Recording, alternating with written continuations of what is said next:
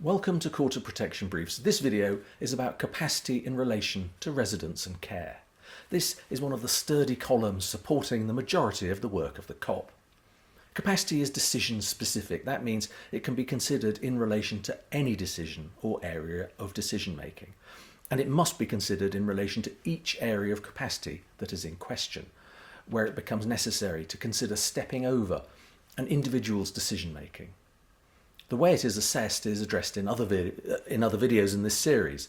There are two key areas that form the bulk of the Quarter Protection's consideration for capacity: residence and care, and property and finance or affairs. These broadly mirror the functions of deputies and attorneys. So, capacity in relation to decision making regarding residence and care. The first thing to note is there's no absolute need to lump these together, though they often are. Someone's capacity to decide where they live can be considered separately to any care they need to receive, or in conjunction with it, depending on the circumstances. They can choose where to live, but they may not be able to choose the care they receive, which will often involve some form of deprivation of liberty.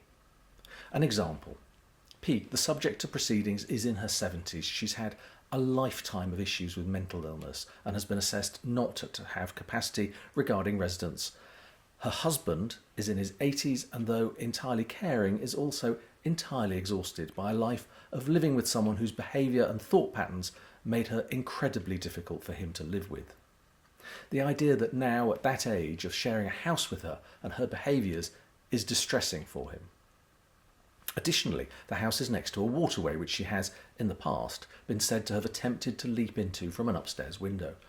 Even before considering issues relating to her considerable care needs and whether they could be met in the home, that issue of the suitability of the home itself needs to be considered, both on a practical basis and in relation to her understanding of what it meant.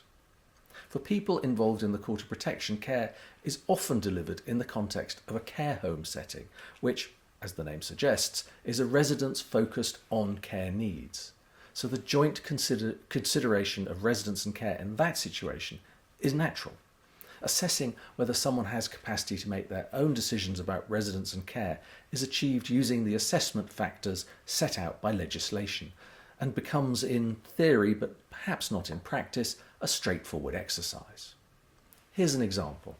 P lives in a care home which he dislikes because of the constraints and because, in his view, he has nothing in common with, in his words, all the old fools there. This is very common. An assessor will need to explore whether, in relation to the relevant information, he can understand, retain, use or weigh it. In this case, the final factor of communication is not an issue. He spends all day communicating his wants, forcefully. The relevant information is what is involved in him living there, or potentially elsewhere. Whether there are things that make his former home unsuitable. Can they be overcome? Can his care needs be met at home? What are the challenges of him returning home? How can they be addressed? In an earlier video, I gave an example of someone with considerable care needs, stating they had no care needs at all and would smash anyone coming into the house to help them over the head with a frying pan.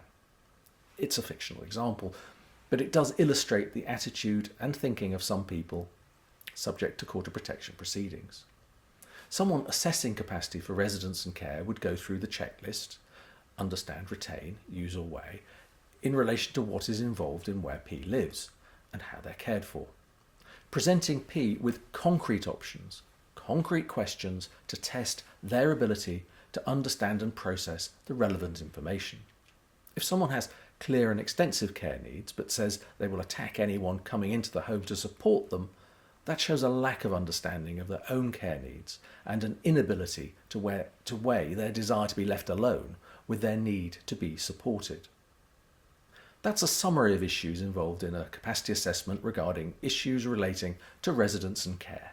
Subscribe or watch out for the next Quarter Protection Briefs video.